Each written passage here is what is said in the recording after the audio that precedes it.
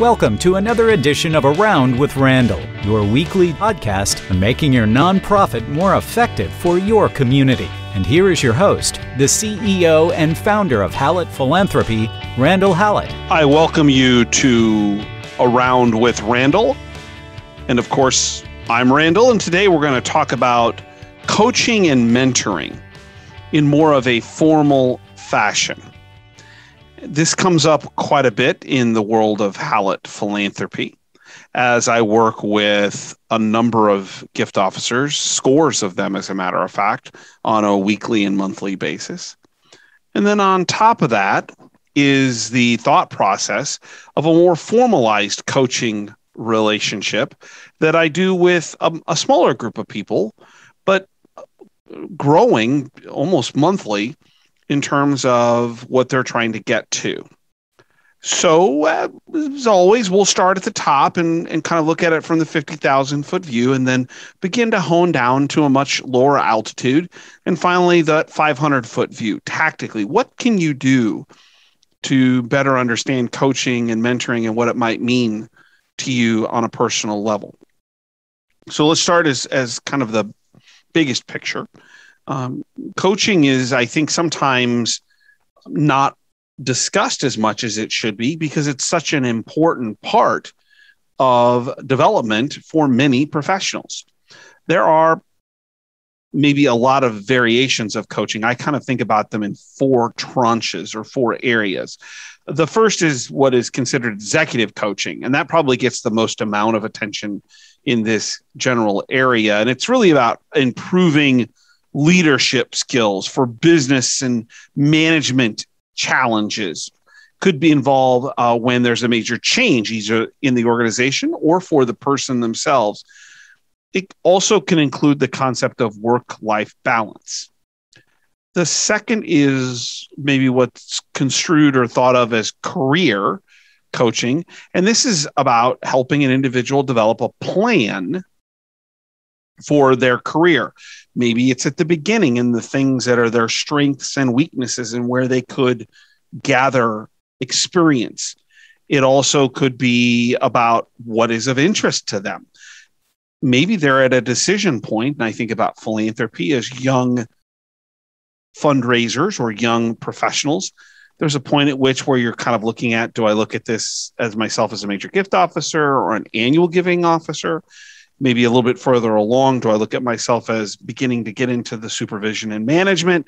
That's much different than remaining in a major gift direction as you get into the leadership and the politics and organizational theories.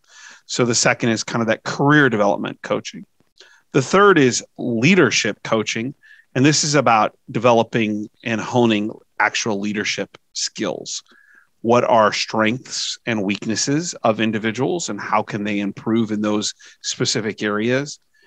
It also gets into what's maybe thought of as the soft skills, the emotional intelligence that it requires when you're working with people internally, maybe helping being more visionary, what's coming. The fourth is really kind of this internal coaching. And the reason I push that aside is that it has a unique place because it's coaching from the inside of an organization. Sometimes, and I think about the legal profession, partly because I have so many friends who are lawyers and having attended law school myself, that get an internal mentor when they start, particularly at a big firm. If you remember the Tom Cruise movie, The Firm, Gene Hackman was assigned to him as his mentor, internal mentor. And really, it's about helping them understand the profession, understanding the firm, the organization, helping them with communication and things of that nature. I do this kind of work and really enjoy getting into the depths of what clients, individuals are trying to get at into one of those four areas. The way I kind of look at it is that there's kind of a three-step process to this. Number one is the assessment piece. Where is it they are now? And I use a lot of different opportunities to get to know that, whether it's a DISC training or test. Certainly things like Myers-Briggs, even 360 evaluations. Where's the organization or the organizational leader in their perspective of this individual? Trying to get a holistic look.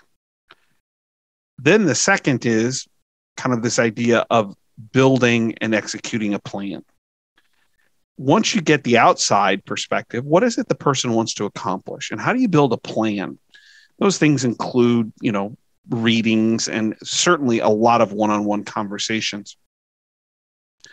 And that plan then becomes a regular, every 2 weeks or so, communication, discussion, conversation about various aspects of what they want to improve and really what's going on inside the organization with their professional interpersonal relationships that they're trying to work on or to build from. The nice thing about the communication is that it's so confidential. I don't talk about it with anybody because I want them to feel as if I'm a open, non-judgmental supporter of what they're trying to accomplish. And many times it's challenging for me because I want to give them the answer. And it's really more about self-discovery. The third part of what I do is kind of what I call transitioning to long-term or the long-term effect of it. Normally coaching, while I'm always here and hear from lots of people that I've worked with year after year, it becomes less formalized, meaning what is it that we're trying to build to give people the skills and the thought process so that they can take what's learned during that period of time, usually about a year, and be able to utilize it going forward? Are there things that cause them consternation? Are there triggers that occur that elicit certain responses? And how do we either positively accept that and use that, or if it's a negative, overcome that? What are some of the things that we can do to build a long-term plan so they're not dependent on the coach? Because they shouldn't be. They should be growing like a tree. And eventually that tree becomes full and can take care of itself in most instances. In some ways, I look back at my own experience in coaching and think about, as somebody said something to me recently, about maybe I've been doing this a lot longer than I really realized. I was working with a client and coaching, and we were working through some situations and had some positive things for them. And the comment that this individual made was, really was more of a question.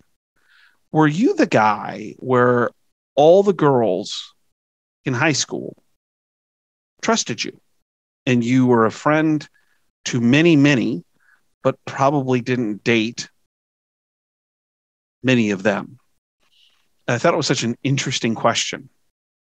And the answer was, that's fair. That's accurate. All the way through actually law school, college, law school, didn't have a lot of girlfriends. Had a lot of girls that were friends. I said, why did you make this jump? What brought on this question? And the comment that the individual made was humbling, but they said, you're trustworthy. And I thought, as I reflected on that, how important that is to coaching. That the people that I am fortunate enough to work with, coaching is about that trust. It's about the ability for them to bring very personal, very conflicted, possibly very trying situations to the forefront.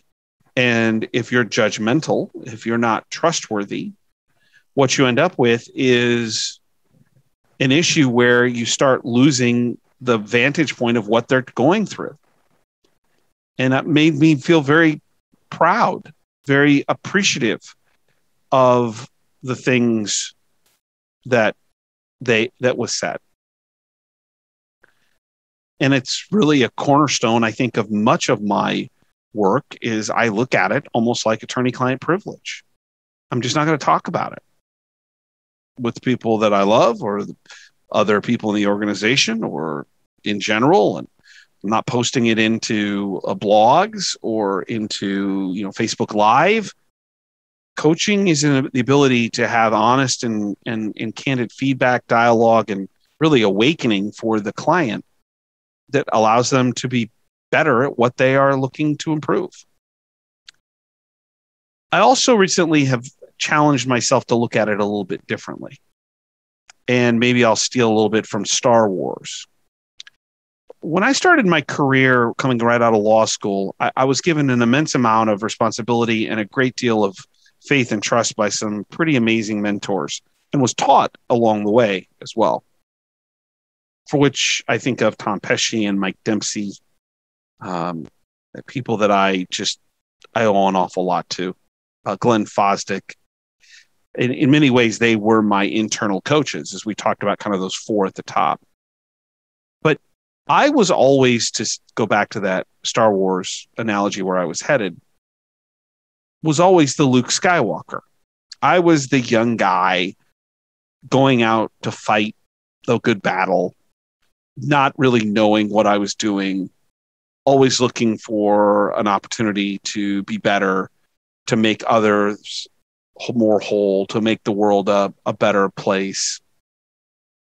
And I'm now further along in my life, in my career. And instead of wanting to be Luke, I really want to be Yoda. And in some ways, that's coaching. Yoda, for those who don't know Star Wars, one or two of you out there in the world, is this figure that teaches about what are the best parts of good, about the communication, about feelings, about the ability to be oneself, to be whole. And Yoda wasn't seen. Yoda started off in the second, as I think about it. I'm old enough. I think actually the fifth in sequence of The Empire Strikes Back, as on a planet that nobody knew where he was. And then he fades away and he reappears only to certain people.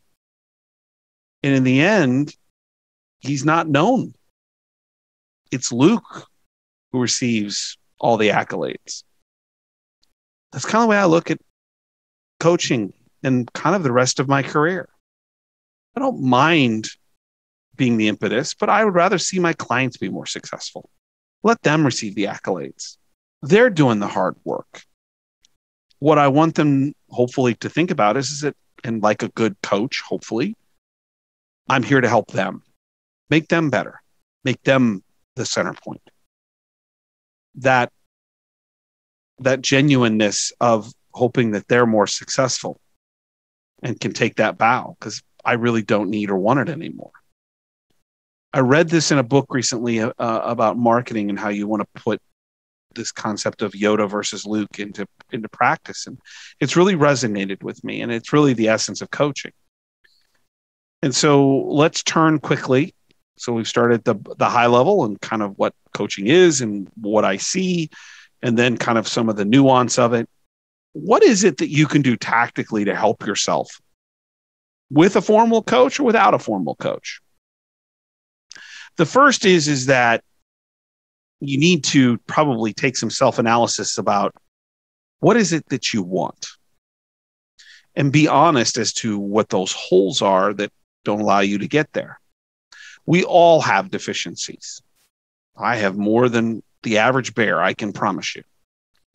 But are we recognizing what they are? And do we move ourselves into our strengths? And do we try to improve those weaknesses? I've talked about the art of self-actualization in Maslow. That's what this is there's a realization about where I'm headed and where I can improve. The second question I would ask, so what do you want is number one. Who do you trust is number two. You can have a coaching mentor relationship without the formalization. Sometimes it's easier if someone's been through the ringer a few times and can make it a little more professional. And sometimes it's even better they're outside the organization because there are things happening internally you don't want to discuss with people that are internal or in that same company. But who do you trust is the biggest question of all. It's trust that will develop the relationship in a way that is most valuable. And trust will also provide you with corrective feedback. Not everything is positive. Sometimes somebody needs to say, this isn't maybe the best look? Or did you think about it a different way? Or do you happen to take time to think about what the other side, the other perspective, the other argument is that trying to say? Not to be accusatory, but to be open to that constructive, not even criticism, but just awareness. Those holes are critical, because if we don't understand ourselves, we sometimes can move into those deficits, and then it causes consternation in the relationship, in the activity, in the goal. And what we want is to steer ourselves into where our strengths lie. So number one was, what do you want? Number two is, who do you trust? Number three is, can you identify your holes, the deficiencies, and come up with an opportunity to grow? And number four is, invest in those. Are you willing to have a formalized professional coaching relationship? Are you willing to invest in yourself with, whether it's online education opportunities or to grow, or reading, or meditation, or whatever it is that will help you grow as a person and a professional? Are you willing to invest the time and the resources to do so? Can you be open about it? If you can know what you want and who you trust, and you can see your holes and you're willing to invest, in many ways, that's the essence of what coaching's all about. And I'm honored, truly honored, when I get into those positions where I can help someone do those kinds of things and come up with a long-term game plan to get them where they want to go. And at the end, if they get there, I'm the happiest guy in the world, because maybe I was this tiny, tiny, tiny part of that opportunity for them.